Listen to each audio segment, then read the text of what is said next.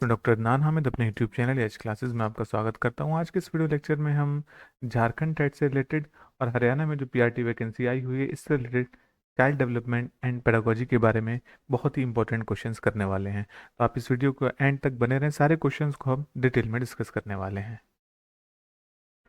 पहला क्वेश्चन है हमारा, सोशलाइजेशन मीन्स यानी समाजीकरण का अर्थ है। समाजीकरण का क्या अर्थ होता है हम ये देखेंगे इसमें। तो following the social norm strictly, सामाजिक मानदंडों का कठोर रूप से पालन करना। कठोर रूप से पालन करना सोशलाइजेशन नहीं होता है। एडजस्टिंग इन सोसाइटी या फिर समाज में समायोजित हो जाना, और यह है रिवोल्टिंग अगेंस्ट सोशल नॉर्म्स या सामाजिक मानदंडों के विरुद्ध विद्रोह करना, या फिर अंडरस्टैंडिंग सोशल डाइवर्सिटी यानी सामाजिक विविधता को समझना। जब अगर हम सोशलाइजेशन की बात करते हैं तो जब बच्चा अपनी सोसाइटी में अपने लोगों से इंटरेक्ट करता है, हम सोसाइटी में देखते हैं कि बहुत सारे अलग अलग कल्चर के लोग होते हैं, अलग अलग रिलीजन के लोग होते हैं, अलग अलग कास्ट, बहुत सारी चीज़ें हमें डिफरेंट मिलेगा।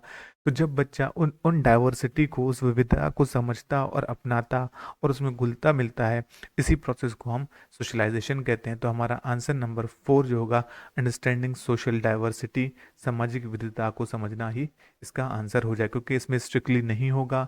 एडजस्टिंग इन सोसाइटी, एडजस्ट नहीं करना है चीज़ों को, और रिवोल्टिंग, हर चीज़ का विद्रोह हम नहीं करते हैं, कुछ चीज़ों का करते हैं, लेकिन ऐसा नहीं कि हर चीज़ का हम सोशल नॉर्म्स का विद्रोह करेंगे। तो most appropriate answer is understanding social diversity यानी सामाजिक विविधता को समझना। ठीक है, बढ़ते हैं अपने नेक्स्ट क्वेश्चन की तरफ।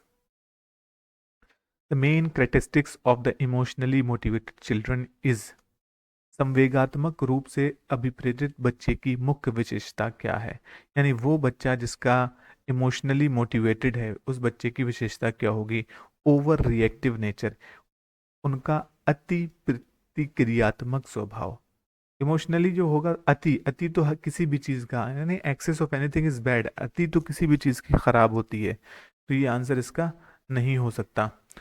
इंट्रोवर्ट नेचर, उनका अंतर्मुखी स्वभाव, जरूरी नहीं है अंतर्मुखी स्वभाव हो क्या हो, तो ये भी आंसर इसका नहीं हो सकता।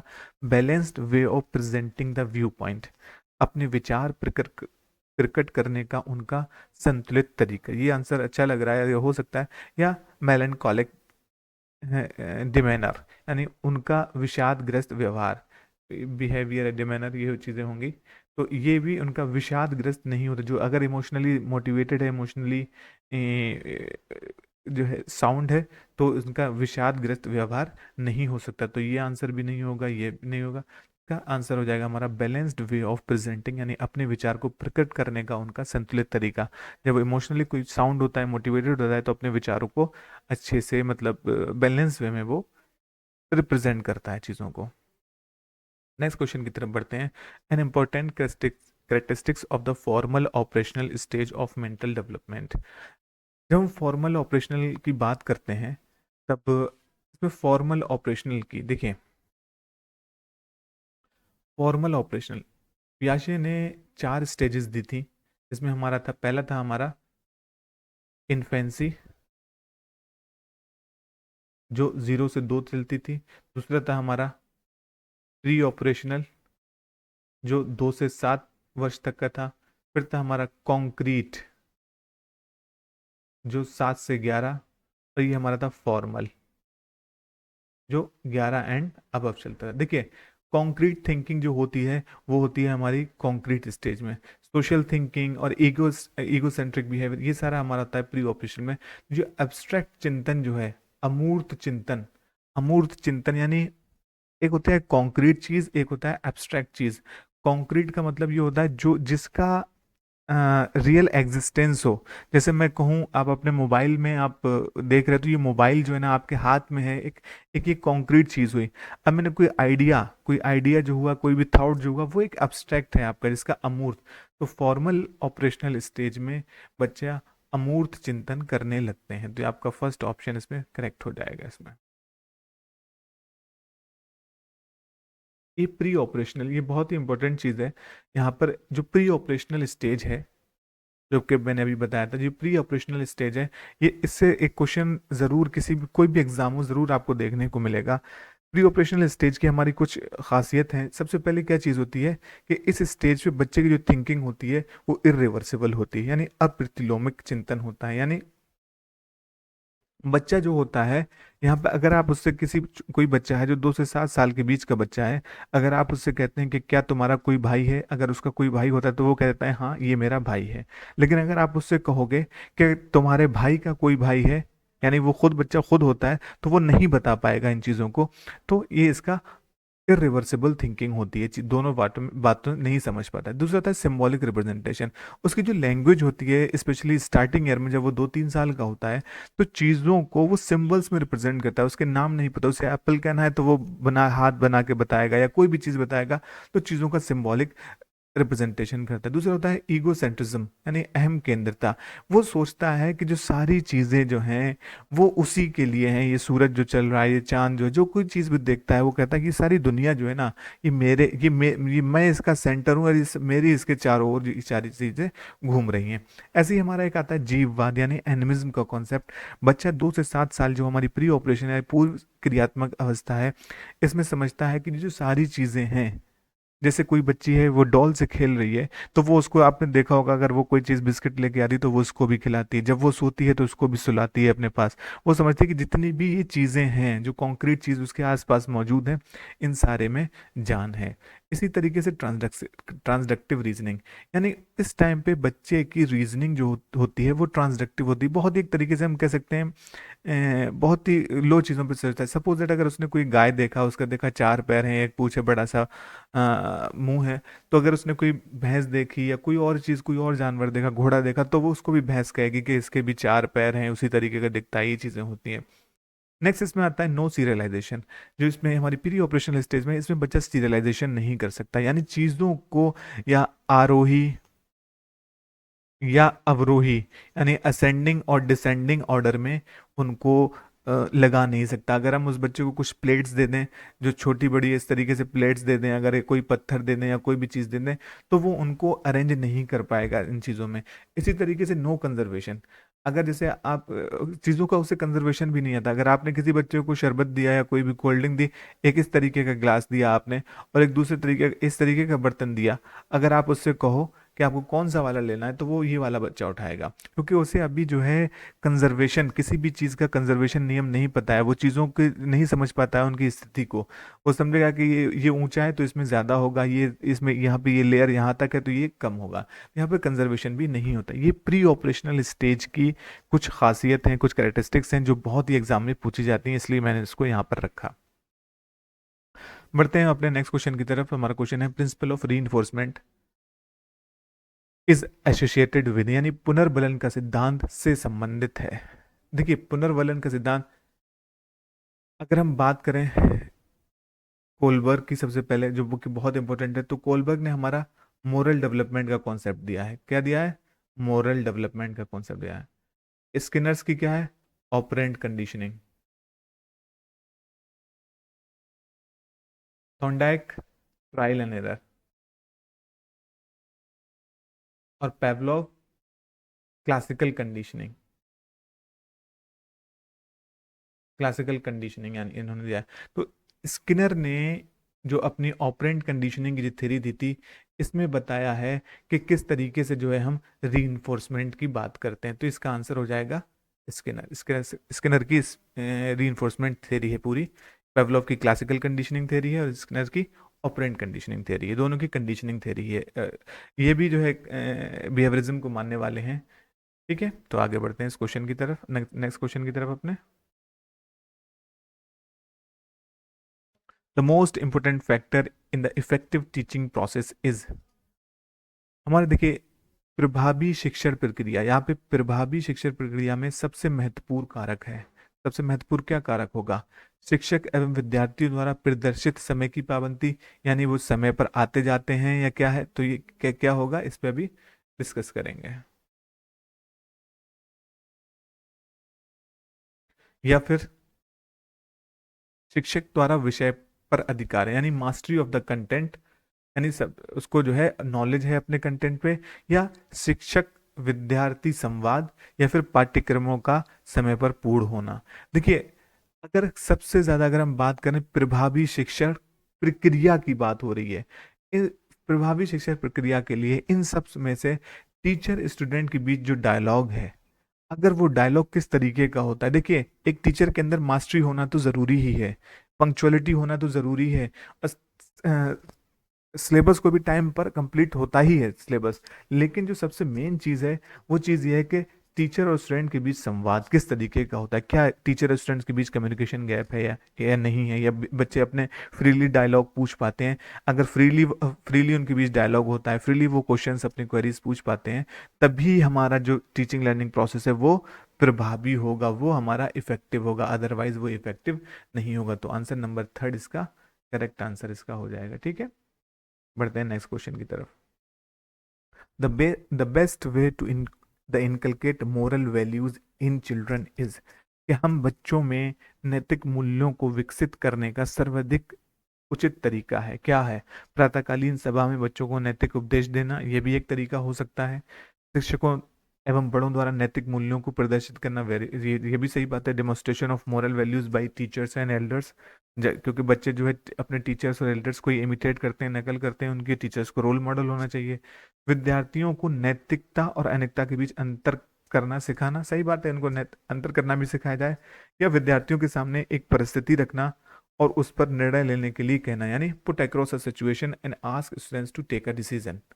देखिए ये इसमें जो है ना, द बेस्ट वे पूछा है, ये सारे वे अच्छे हैं, ये सारे वे एक जो है, हम टीचर्स जो है असेंबली में भी लेक्चर दे सकता है, डेमोन्स्ट्रेशन तो बहुत ही ज़रूरी है, हमने डिफरेंशिएट, लेकिन जो प्रैक्टिकल जो बात है इसमें से द बेस्ट वे जो है वो ये है कि विद्यार्थियों के सामने एक परिस्थिति रखना और उस पर निर्णय लेने के लिए कहना, कि उन्होंने एक, जैसे हमने मोरल डेवलपमेंट का आपने हेंस डिलेमा सुना होगा, या कोलबर्ग ने बहुत सी सिचुएशंस को इसमें रखा था और बच्चों से और बड़ों से उनके आंसर्स मांगे थे। तो put across a situation and ask students to take a decision, this is the most appropriate answer of this question.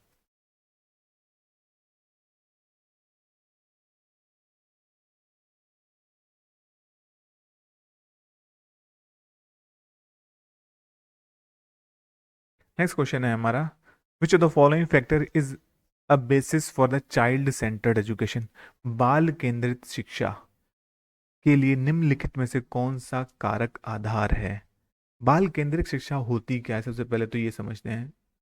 सबसे चीज जरूरी है, बाल केंद्रित शिक्षा में बच्चे के अकॉर्डिंग, यानी हम बच्चे के अकॉर्डिंग जो है यहाँ पर बाल केंद्रित शिक्षा देते हैं। इसमें बच्चे क्या होते हैं, एक्टिव होते हैं, उनकी एज के अकॉर्डिंग, उनकी मेंटल एज के अकॉर्डिंग, उनके आईक्यू के अकॉर्डिंग, उनके इंटरेस्ट के अकॉर्डिंग उनको एजुकेशन प्रोवाइड की जाती है, ये सारी चीज़ें होती हैं। उनके इंडिविजुअल डिफरेंसेस को माइन कैटर किया जाता है कि उनके इंडिविजुअल डिफरेंसेस क्या हैं, अपने क्लास में अलग अलग तरीके के टीचर जो है तरीके अपनाता है उनको पढ़ाने के लिए। तो हम बात करते हैं इसमें से कौन सा है इंडिविजुअल डिफरेंसेस, बिल्कुल ये आंसर हो सकता है इसका।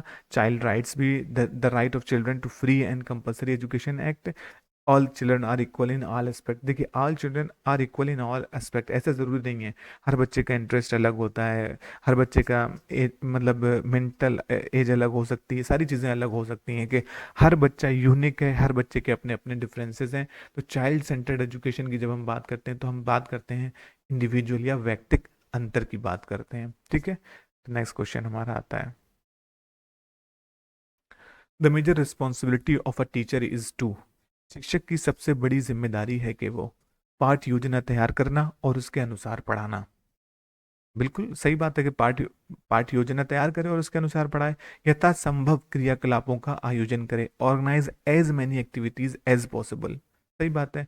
मेंटेन स्ट्रिक्ट डिसिप्लिन, कठोर अनुशासन, स्ट्रिक्ट नहीं होना चाहिए, मतलब ऐसा ना हो कि बच्चे बोल ही ना पाए, तो ये आंसर तो नहीं होगा। Provide learning opportunities as per the different learning style of the students. देखिए जब अगर हम ये वाला पढ़िए, विद्यार्थियों को विभिन्न अधिगम शैलियों के अनुसार सीखने का मौका उपलब्ध कराना, इसको अगर ये इसका मोस्ट अप्रोप्रिएट आंसर है। जब हम लर्निंग अपॉर्चुनिटीज विद्यार्थियों उनके इंटरेस्ट और एबिलिटीज़ के अनुसार उनको प्रोवाइड कराएंगे, तो लेसन प्लान बनाना और एक्टिविटी कराना, ये दोनों ऑप्शन इसमें अपने आप आ जाएगा। इसलिए ये मोस्ट अप्रोप्रिएट आंसर है इस क्वेश्चन का, क्योंकि ये दोनों ऑप्शन फर्स्ट और सेकंड को अपने अंदर समेटे हुए हैं। ठीक है, पढ़ते हैं नेक्स्ट क्वेश्चन की तरफ। Which of the following is most important in the process of learning? सीखने की प्रक्रिया में निम्नलिखित में से कौन सा सबसे ज्यादा महत्वपूर्ण है? हेरिडिटी बिल्कुल है, होती है हेरिडिटी। अगर क्या चीज़ें हमें मिल रही हैं, स्टाइल ऑफ लर्निंग भी होता है, examination result of the children नहीं होता है, economic condition of the child ये नहीं है, गवर्नमेंट बहुत सारी फेलोशिप, प्राइमरी एजुकेशन और ये सारी तो फ्री ही कर दी है। देखिए हेरिडिटी, बच्चे की अनुवांशिकता, बच्चे की अनुवांशिकता में हम देखें तो सिर्फ और सिर्फ अगर उसे एक साउंड मेंटल हेल्थ है उसकी तो वो कर, लेकिन स्टाइल ऑफ लर्निंग का जो the following is most important in the process of learning की अगर हम बात करें तो स्टाइल ऑफ लर्निंग, सीखने की शैली। हेरिडिटी में देखिए, हेरिडिटी में बहुत सारी चीज़ें आती हैं, उसमें आंखों का कलर भी आएगा, आइज भी आएंगे, हेयर्स भी आएंगे, तो इन उसका बच्चे का रंग भी आएगा। तो इन चीज़ों का तो फर्क नहीं पड़ेगा कि उसके रंग कैसा है, उसके बाल कैसे हैं, उसकी हाइट, लेकिन हाँ क्या वो नॉर्मल बच्चा है या नहीं है, उसके मेंटल एज तो कम नहीं है, तो ये रहता है। लेकिन उस सबसे ज़्यादा फर्क स्टाइल ऑफ लर्निंग का यहाँ पर देखने को मिलेगा। तो सीखने की शैली is the most appropriate answer. The most appropriate way of explaining the topic purification of water is by, जल शुद्धि प्रकरण को स्पष्ट करने का सबसे उचित तरीका है चार्ट की सहायता से प्रक्रिया को प्रदर्शित करना, विद्यालय को शुद्धिकरण प्लांट का मॉडल बनाने के लिए कहना, या पाठ्य पुस्तक को पढ़ना, या विद्यार्थियों को उस प्लांट पर ले जाना जहां जल शुद्ध किया जाता है। बिल्कुल सही बात, taking students to the plant where the water is purified, उनको पूरा हैंड्स ऑन एक्सपीरियंसेस, उनको पूरा एक्सपीरियंशियल लर्निंग, बच्चे वहां जाएंगे, देखेंगे, करेंगे, तो ये आपका फोर्थ आंसर इसमें करेक्ट हो जाएगा। नेक्स्ट हमारा आता है a teacher uses a dice labelled describe, predict, explain, summarise, reconstruct and evaluate, एक शिक्षक एक पासा इस्तेमाल करता है जिस पर वर्णन, भविष्यवाणी, स्पष्ट, संक्षेप, अनियमित, मूल्यांकन अंकित है। प्रकरण की समाप्ति पर वे पासा फेंकते हैं। कोई टीचर है, एक लेसन पढ़ाता है और फिर पासा फेंकता है, जिसपे पासा पे डिस्क्राइब, प्रिडिक्ट, एक्सप्लेन, समराइज ये सारी चीजें लिखी हुई हैं। तो कहता है कि प्रकरण समाप्ति पर वे पासा फेंकते हैं और पासे की स्थिति पर आधारित प्रश्न का उत्तर देने के लिए विद्यार्थी से कहते हैं। तो शिक्षक क्या कर रहा है? कंडक्टिंग फॉर्मेटिव असेसमेंट बिल्कुल नहीं। प्रोवोकिंग थॉट्स ऑफ स्टूडेंट, हाँ प्रोवोक तो यहाँ पे कर रहा है। विद्यार्थियों को चिंतन को प्रसारित कर रहे हैं, वे विद्यार्थियों में चिंतन प्रक्रिया का विविधीकरण कर रहे हैं, diversifying the thought process of students, या फिनिशिंग हिज लेसन इन, नहीं ये भी नहीं है, ये भी नहीं है। देखिए प्रोवोकिंग थॉट्स ऑफ स्टूडेंट्स और diversifying the thought process of, ये क्वेश्चन आपका डिस्क्राइब है, प्रिडिक्ट है, एक्सप्लेन है, ये कहाँ से लिया गया? ये ब्लूम टैक्सोनॉमी से है। अब यहाँ पे क्वेश्चन वो एवेल्युएट तो कर रहा है, बच्चों का असेसमेंट तो कर रहा है, लेकिन वो देख रहा है कि देख रहा है कि किस किस तरीके से चीज़ें हो रही हैं, मतलब उनका असेसमेंट यहाँ पे वो कहीं पर वो मेमोरी असेसमेंट कर रहा है, कहीं पर वो उनका अंडरस्टैंडिंग लेवल देख रहा है। अगर आपने ब्लूम टैक्सोनॉमी की वीडियो नहीं देखी तो मेरे चैनल में प्लेलिस्ट में जाके आप ये वीडियो देख सकते हैं।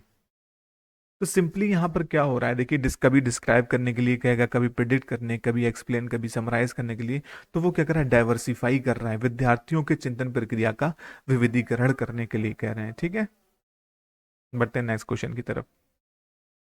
विच characteristics of a teacher is least important in inclusive education, यानी लीस्ट इंपॉर्टेंट, सबसे कम, समावेशी शिक्षा में शिक्षक की सबसे कम महत्वपूर्ण विशेषता कौन सी है? तो इसमें सेंसिटिविटी टुवर्ड्स चिल्ड्रन, सेंसिटिविटी तो होना चाहिए, बच्चों के साथ सेंसिटिविटी, बच्चों के प्रति संवेदनशीलता होना चाहिए।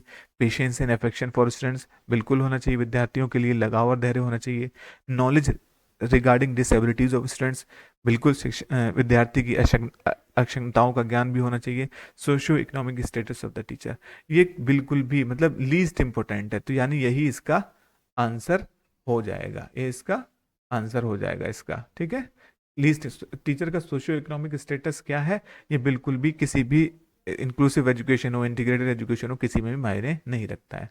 बढ़ते हैं नेक्स्ट क्वेश्चन की तरफ।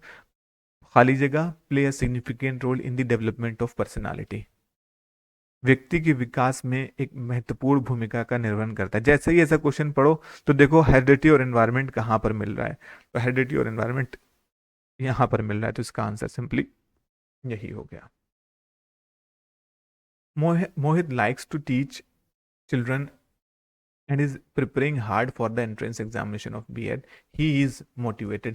मोहित को बच्चों को पढ़ाना अच्छा लगता है, इसलिए वो बीएड की प्रवेश परीक्षा के लिए खूब मेहनत करता है, वो अभिप्रेरित है। देखिए, दो तरीके से अभिप्रेरणा होती है, एक इंट्रिंसिक मोटिवेशन होता है, एक एक्सट्रिंसिक मोटिवेशन होता है। जब हमें कोई चीज़ पसंद होती है, हम किसी चीज़ को पाने के लिए अंदर से प्रेरित होते हैं, तब हम कहते हैं हम इंट्रिंसिकली आंतरिक रूप से हैं। और जब हम किसी चीज़ को सिर्फ हमने देख लिया, हम कोई शॉर्ट्स देख रहे हैं, ठीक है, और रात में हमने कोई शॉर्ट्स देखा बॉडी बिल्डिंग करने का, अब हम रात में ही मोटिवेट हो गए कि हम सुबह से जिम जाएंगे, लेकिन जब सुबह हुई तो वो हमें उठने का दिल ही नहीं किया, या किसी और चीज़ को देख के हम थोड़ी बहुत, यानी बाहर से कोई मोटिवेशन मिला थोड़ी देर के लिए, हम मोटिवेट तो हो जाते हैं, लेकिन वो लास्ट लॉन्ग नहीं करता है चीज़ों में। तो मोहित को पढ़ाना पसंद है, इसलिए वो इसके मेहनत करता है, तो वो इंट्रिंसिकली मोटिवेटेड है, यानी आंतरिक रूप से वो मोटिवेटेड है।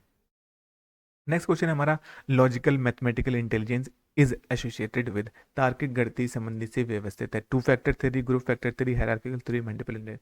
देखिए, लॉजिकल मैथमेटिकल इंटेलिजेंस ये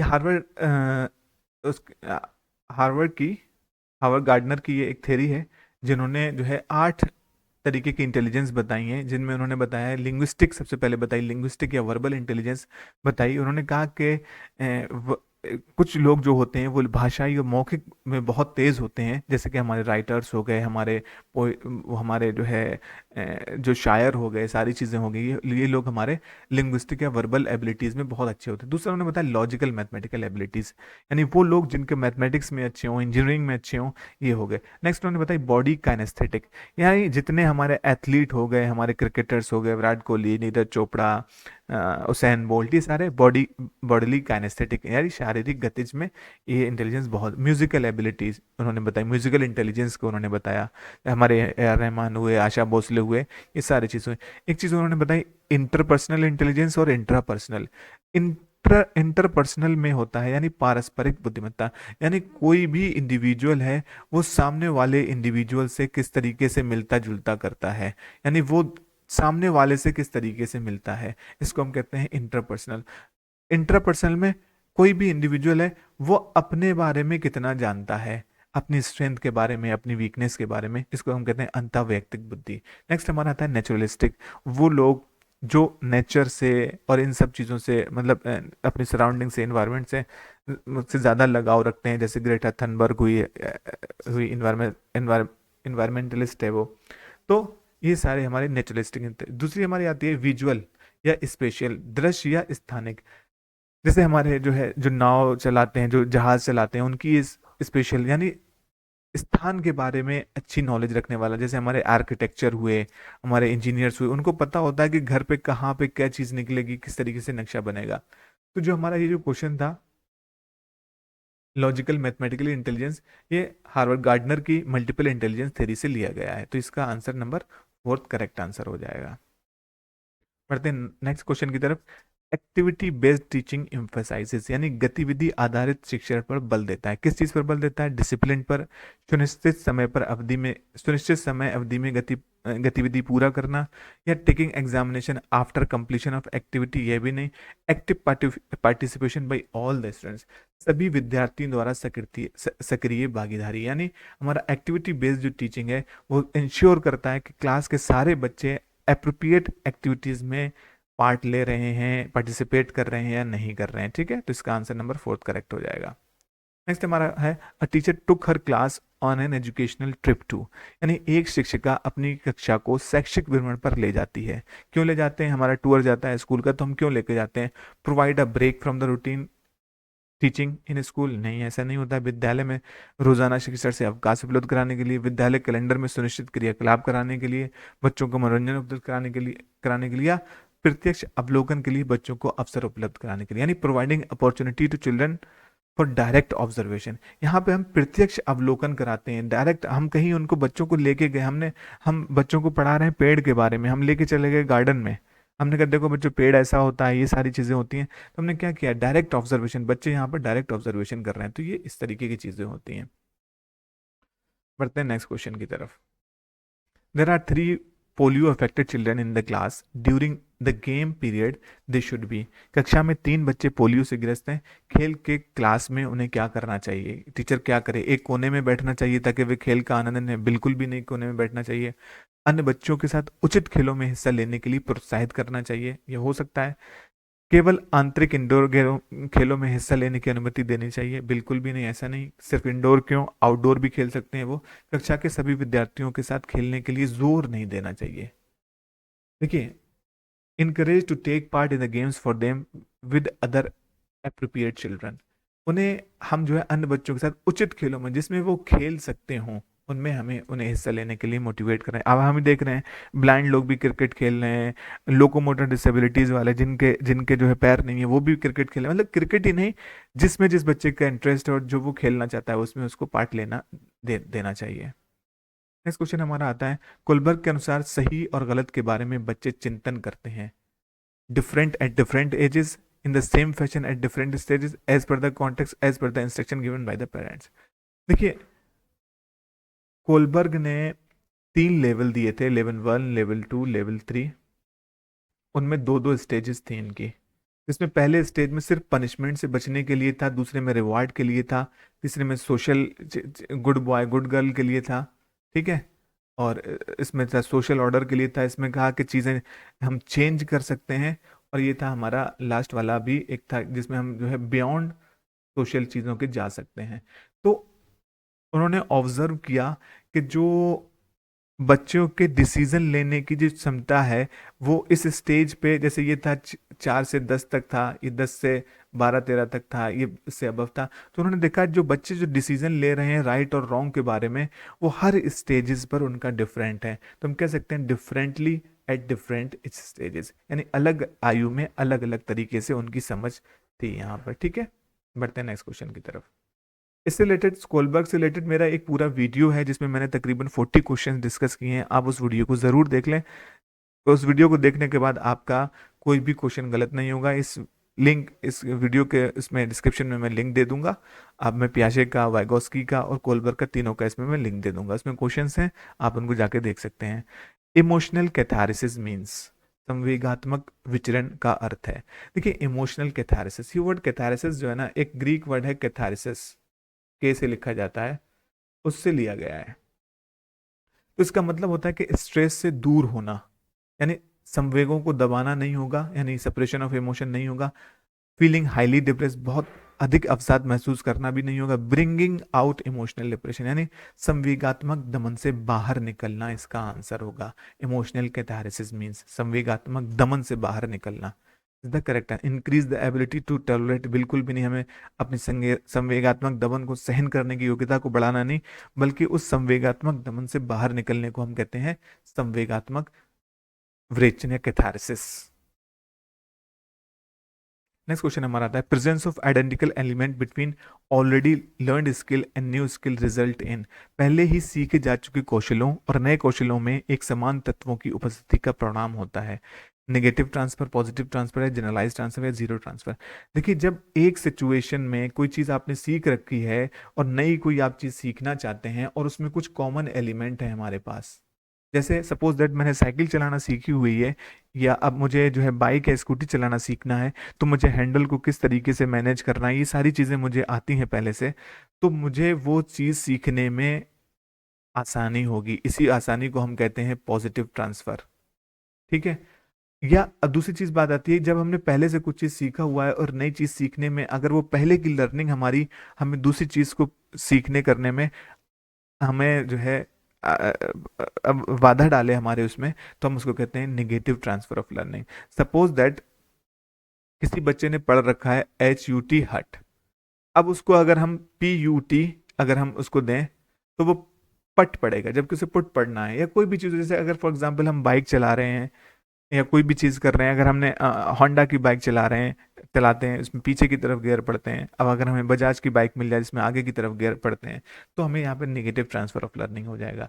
और जीरो ट्रांसफर ऑफ लर्निंग जो हमारा होता है उसमें होता है कि एक सिचुएशन और से दूसरे सिचुएशन में जब कोई संबंध ना हो, जैसे तैरना सीखना और सोने में या किसी चीज़ में कोई संबंध ना हो जाए, जिसकी मीन्स हम कहते हैं कोई भी कॉमन एलिमेंट ना हो चीज़ों में, तो हम उसमें कहते हैं जीरो ट्रांसफर। तो presence of identical element between already learned skill and new skill is result in positive transfer, यानी सकारात्मक अंतरण होता है इसमें। ठीक है, बढ़ते हैं अपने नेक्स्ट क्वेश्चन की तरफ। A teacher normally assigns different tasks to the students. He she believes that एक शिक्षक सामान्यतः विद्यार्थियों को अलग अलग कार्य देता है। वो ये विश्वास करता है कि विद्यार्थी एक जैसे कार्य सभी कक्षा में दिए जाने को पसंद नहीं करते। ऐसा नहीं है, ये विद्यार्थी में प्रतिस्पर्धा को बढ़ाता है, या it promotes competition among students, या there are individual differences among student, या ये हमें अच्छा दिख रहा है विद्यार्थियों में व्यक्तिगत अंतर होते हैं, या विद्यार्थी को एक दूसरे में नकल नहीं कर सकते। देखिए, जब इस तरीके के होते हैं, इसी तरीके से हम कहते हैं एक हमारा सिस्टम होता है कि हम इंडिविजुअल डिफरेंसेस, यानी विद्यार्थियों को उनके इंटरेस्ट, उनके एबिलिटीज़ के अनुसार जब हम काम असाइन करते हैं, उन्हें होमवर्क देते हैं, तो यही चीज़ कर रहे हैं यहाँ पे। Teacher normally assign different task to the students because the individual differences among students. इसका आंसर करेक्ट हो जाएगा यहाँ पे। ठीक है, इंडिविजुअलाइज इंस्ट्रक्शन एक आता है, इंडिविजुअलाइज्ड यानी हर बच्चे को उसकी क्षमता, उसके इंटरेस्ट के अनुसार, उसके एबिलिटीज के अनुसार इंस्ट्रक्शन देना, चीजें करना। ठीक है, बढ़ते हैं नेक्स्ट क्वेश्चन की तरफ। Continuous and comprehensive evaluation is सतत और व्यापक मूल्यांकन है teacher centred, student centred, assessment centre या परफॉर्मेंस सेंटर्ड। शिक्षक केंद्रित, विद्यार्थी, ये हमारा स्टूडेंट सेंटर्ड होता है। कंटिन्यूस एंड कॉम्प्रिहेंसिव इवेल्युएशन में हम लगातार बच्चों का डिफरेंट डिफरेंट स्टेजेस पर लगातार असेसमेंट करते रहते हैं, क्योंकि स्टूडेंट सेंटर्ड होता है। हमें बहुत सारी चीज़ें इसमें स्टूडेंट्स के अकॉर्डिंग करते हैं, उसकी एबिलिटीज़ के अकॉर्डिंग करते हैं सारी चीज़ों को। बढ़ते हैं नेक्स्ट क्वेश्चन की तरफ। क्वेश्चन खत्म हो गए, तो आपको ये सेशन कैसा लगा हमें कमेंट सेक्शन में बताइए।